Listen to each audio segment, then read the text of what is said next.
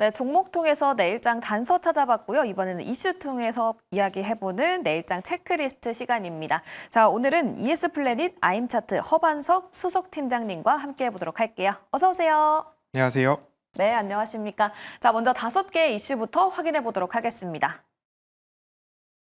네, 오늘 이렇게 5가지 이슈가 준비되어 있습니다. 미국의 3월 소매 판매 그리고 산업 생산 발표 조금 전에 발표가 됐었죠. 이 부분 이야기 나눠볼 것 같고요. 또 캐나다 기준금리 결정 있습니다.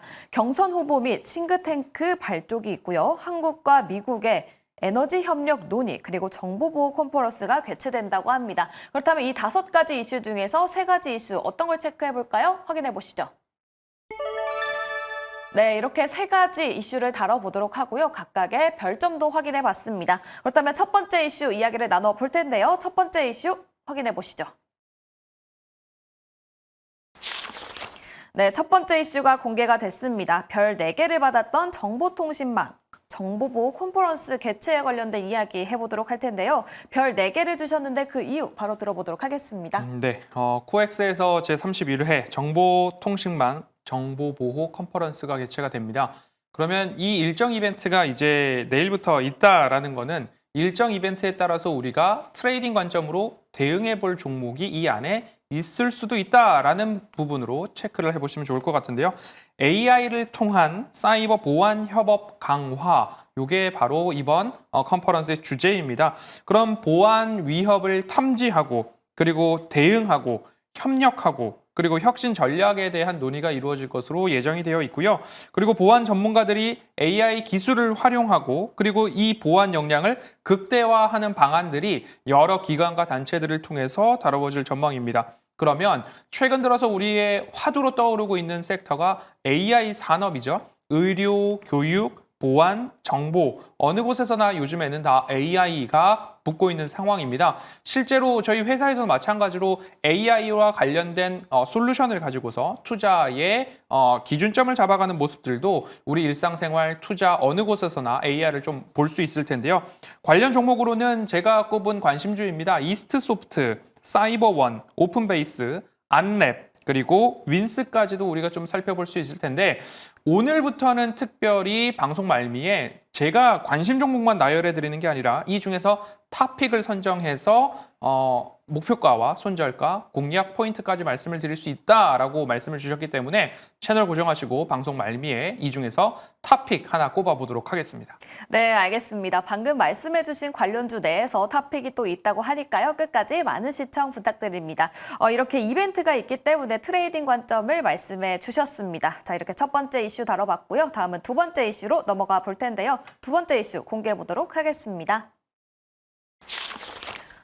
네, 이번에는 경선 후보 및 싱크탱크 발족입니다. 최근에 정치 테마 관련주도 굉장히 큰 변동성을 보여주고 있는데요. 이 부분에 대해서 좀 딥하게 이야기 나눠보도록 하겠습니다. 별 4개를 주셨는데요. 그 이유 바로 들어보도록 하죠. 네, 또 한 번의 대통령 파면 결정으로 인해서 지금 뭐 여야가 없는 상황이죠. 여든 야든 없다라고 생각을 해보시면 좋을 것 같고요. 대통령 선거 당내 경선 후보자를 이제 선출하는 당들이 나오고 있고요. 11명이 신청을 했다, 8명이 진출을 했다. 22일에는 결국 4명으로 압축을 할 거다라는 이야기들이 나오고 있습니다. 그리고 앞으로 일정에 따라서 비전 대회를 한다, 19일, 20일 TV 토론을 한다라는 이야기 등등이 나오고 있고요. 또 한쪽에서는 뭐 출판 기념회를 한다, 후원회를 출범한다, 싱크탱크를 발족한다 등 본격적으로 조기 대선에 대한 레이스가 가동되고 있는 상황입니다. 그럼 제가 4월 초에도 마찬가지로 정치 테마에 무조건 올라타셔야 됩니다라고 말씀드리는 게 아니라 지금은 조기 대선을 앞두고 있는 상황에서 투자자의 관점으로 우리가 수익을 낼 수 있을까 없을까에 초점을 맞춰서 이 기업이 내가 지금 진입했을 때 그래도 수익을 볼 만한 구간이 있는가, 여력이 있는가 이런 것들을 좀 판단을 하셔서 여러분들이 너무 불나방처럼 달려들어가는 것이 아니라 이곳에서 내가 수익을 볼 수 있는 룸이 남아있는가를 체크하시고 그리고 여러 가지 정치적인 일정 이벤트를 판단을 하셔서 진입을 하셔야 된다라는 이야기 꼭 드리고 싶고요.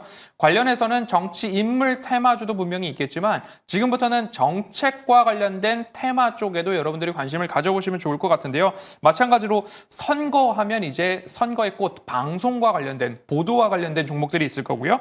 저출산, 그리고 일자리, 앞서서 말씀드렸던 AI 산업 육성과 관련된 정책, 그리고 교육 정책, 그리고 지역 화폐 이런 쪽들로 우리가 앞서 열거해드린 각각 테마별로 대표주들, 대장주들이 있을 겁니다. 그 종목들 안에서 여러분들이 트레이딩 관점으로 지금은 시장을 대응해 볼 만하다라는 의미의 경선 후보, 싱크탱크 발족을 별 4개로 선정해 보았습니다. 네, 알겠습니다. 관련된 종목들 하지만 굉장히 큰 변동성을 보일 것으로 예상이 되기 때문에 바로 뛰어들어서 매수를 하기보다는 수익을 볼 수 있는 그 룸이 남아있는지 꼭 확인해 보시면 좋을 것 같고요. 이벤트 그리고 언급되는 이야기들 모두 확인을 해보시면 좋을 것 같습니다. 근데 이 이슈와 관련해서 또 기사를 찾아보니까 AI를 활용한 복지와 통합 정책의 구체적인 내용 뭐 이런 얘기가 있더라고요. 그렇다면 의료 AI도 조금 움직일 가능성이 있지 않을까요? 이미 많이 의료 AI 같은 경우에는 또 매물출회에 대한 가능성들이 또 나타날 수 있으니까요. AI 안에서도 여러 가지 구체적인 세부 AI가 나올 수 있습니다. 앞서서는 저는 일정 이벤트를 가지고서 정보 보안과 관련된 AI 보안 관련된 섹터를 말씀을 드렸고 이미 의료 AI 관련된 쪽에서는 많은 시세가 조금 나오기도 했습니다. 그러면 굳이 거기에 덜컥 올라가시기보다는 보유자 영역이라는 측면으로 보유자분들은 조금 더 수익 극대화를 노려보실 수 있겠지만 AI 안에서도 순환매가 나올 수 있다라는 점들을 감안하셔서 AI 안에서도 내가 진입했을 때 수익을 볼 만한 룸이 남아있는가 여기에 초점을 맞춰서 트레이딩 전략으로 지금 시장은 대응하시는 게 좋겠다라고 말씀드리고 싶습니다. 네, 알겠습니다. AI 내에서도 순환매가 돈다고 하니까요. 이 부분 꼭 체크를 해보시면서 좋은 박자를 타보면 좋을 것 같다고 합니다. 자, 이렇게 두 번째 이슈 맞춰보도록 하고요. 그 다음에는 세 번째 이슈로 넘어가 보도록 하겠습니다. 세 번째 이슈 확인해 보시죠. 네, 세 번째 이슈는 바로 미국의 3월 소매 판매 그리고 산업 생산 발표입니다. 일단 소매 판매는 예상치보다 상회하는 흐름을 보여줬고요. 산업 생산은 예상치보다 하회하는 흐름이 나와줬습니다. 이 부분에 대해서는 별 3개를 주셨는데 근데 사실 최근에 매크로가 굉장히 중요했잖아요. 그래서 대부분이 그거와 관련이 됐다면 별 4개 혹은 5개를 주셨었는데 3개를 주신 이유가 어떻게 될까요? 지금 방송 시간이 결국에는 이와 관련된 지표가 발표된 이후이기도 하고요. 네. 지금 앞서서 제가 말씀드렸는데 이보다 더 조금 중요한 게 일정 이벤트와 우리나라 국내 대내적으로는 조기 대선 레이스가 있기 때문에 미국의 매크로 지표에 따른 변동성보다는 우리나라 안에서 대내적인 이벤트에 따른 순환매 장세가 조금 더 중요하게 우리 시장에는 작용을 할 수 있겠다라는 생각에 4개보다는 3개로 말씀을 드렸고요. 소매 판매는 소폭 상회 그리고 산업 생산은 하회했습니다. 그럼 결국엔 관세 정책을 앞두고서 소비가 조금 더 높아졌다라는 해석이 가능할 텐데요. 자동차 판매, 의류, 주택, 개보수 지출은 증가가 전망되었는데 예상치를 상회한 모습 그대로 나왔고요. 관세 인상 전에 소비자들이 구매를 조금 앞당기는 경향이 나타난 것이 이번에도 마찬가지로 데이터에 반영이 됐다라고 볼 수 있을 것 같습니다. 산업 생산 같은 경우에는 예상치를 하회, 제조업도 마이너스 0.1%포인트 감소 전망이 그대로 나왔는데요. 관세 인상에 따른 비용 증가와 소비 둔화에 대한 가능성이 지금 데이터로 나타나고 있습니다. 그러면 물가가 올라가고 제조업은 둔화되는 스태그플레이션에 대한 우려 때문에 미국의 장전 선물 시장도 마이너스 1%가량 하락하고 있는 모습들이 좀 나타나고 있는 상황입니다. 그렇기 때문에 관세 인상이라고 한다면 내수 진작에 대한 포인트들로 정책이 또 나올 수 있겠죠. 그럼 미국에서도 마찬가지로 내수 진작을 위해서 할인점, 필수 소비재 관련된 포트폴리오 구성이 필요하다라는 전략이 나왔던 것처럼 우리나라도 추경에 대한 이야기들이 나타나고 있죠. 그러면 내수, 소비 진작 관련된 쪽으로 포트폴리오를 꾸려볼 만한 투자 아이디어도 살펴가시면 좋을 것 같습니다.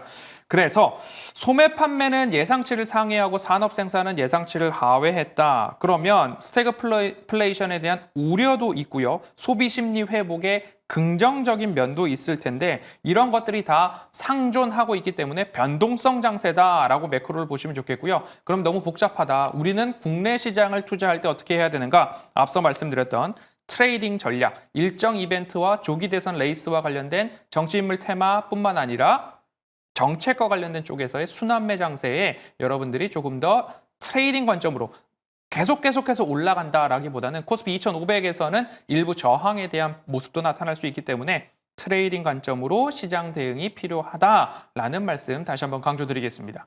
네, 그렇다면 팀장님, 내일 이벤트 중에 방금 우리 리스트에는 없었지만 금통위가 있잖아요. 그렇습니다. 이 부분은 내일장에서 크게 뭐 변동성이 예상이 되진 않을까요? 금통위도 마찬가지로 뭐 금리 동결 정도가 가능성이 높게 좀 이야기가 나오고 있는 상황이기 때문에 뭐 소매 판매나 매크로 데이터나 우리나라 금리, 캐나다 금리, 기준금리까지도 시장의 변동성 정도는 줄 수 있을 것 같습니다. 하지만 바닥에서부터 올라왔기 때문에 2,500포인트를 앞두고서 일부 저항을 받는 변동성 요인으로 작동을 할 수 있겠지만 시장의 추세를 꺾을 만한 이벤트는 아니다라는 관점으로 보고 있습니다. 네, 알겠습니다. 그렇다면 또 이번에 3월 달 소매 판매를 좀 살펴보면 관세부가 이전에 좀 빨리빨리 사놔야 된다라는 네. 심리가 있어서 예상치보다 상회할 것이다라는 이야기는 좀 있었잖아요. 네. 그렇다면 앞으로는 어떤 추세를 보일까요? 지금은 관세가 100% 적용이 되지 않은 상황인데도 불구하고 사람들이 가격 부담을 조금 덜기 위해서 미리미리 사놓는 모습들이 좀 나타났습니다. 그러면 앞으로도 아니면 지금 현 시점에도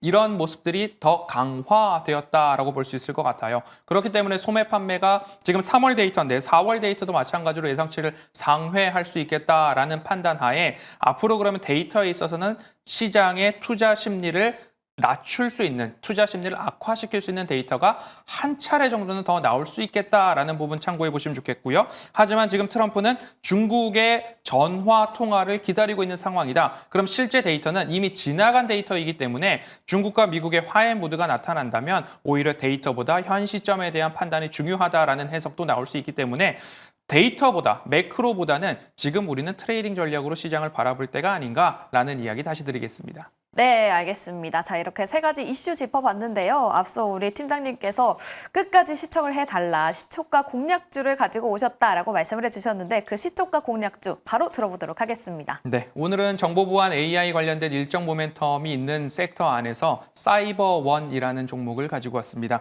사이버원 같은 경우에는 정보보안 전문 기업으로 보안 관제, 보안 컨설팅, 스마트 시스템, 보안 솔루션 서비스를 제공하는 기업인데요. 23년 8월 AI 기반 정보보안 솔루션 개발 전문 기업인 엑스큐어넷 지분을 60% 인수를 함으로써 AI 정보보안 관련된 섹터로 편입이 되었다라고 보시면 좋을 것 같습니다. 자체 개발한 보안 관제 시스템을 통해서 보안 관제를 하고 있는데 여기에 AI가 추가되었다라고 보시면 좋을 것 같고요.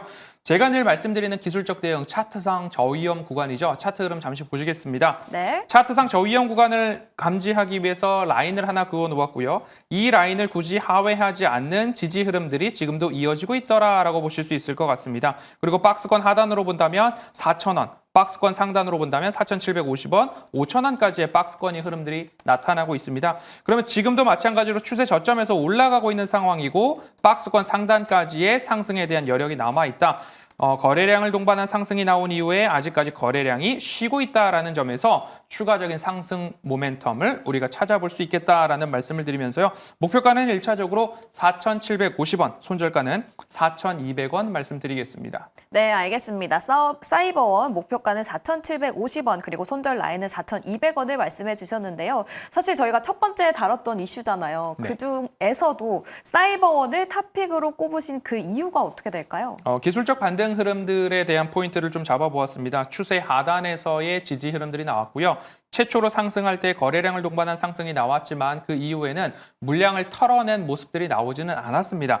다시 한번 복귀해 본다면 제가 4월 2일 이 첫 방송에 나올 때 CCS라고 하는 이산화탄소 포집과 관련된 이야기를 말씀을 드리면서 공략주는 아니었지만 관심주 중에 에어레인이라는 종목을 말씀을 드렸는데요. 그 에어레인도 마찬가지로 그 당시에 이 차트 흐름 그대로 말씀을 드렸고요. 이때 4월 2일 날 말씀을 드렸고 차트상 저위험 구간에서 거래량이 그렇게 붙지 않고 있고 오히려 감소하고 있습니다. 이후에 다음 주에 바로 상한가 그리고 추세 상단을 돌파하는 흐름들이 나왔기 때문에 지금도 마찬가지로 이 사이버원 같은 경우에 추세 저점과 거래량 그리고 추세선 상단까지의 상승에 대한 매력도 여력이 남아있다라는 모습에서 4,750원을 제가 1차 목표가로 말씀을 드렸는데요. 4,750원을 돌파했을 때에는 5,000원까지도 좀 열려있지 않은가라고 살펴보셔도 좋겠습니다. 네, 지지가 나타나고 있다라고 말씀을 해주셨는데 그런데 지금 현재가 부근에 좀 깊은 매물대가 보이거든요. 이 부분에 대해서는 조정에 대한 가능성은 없을까요?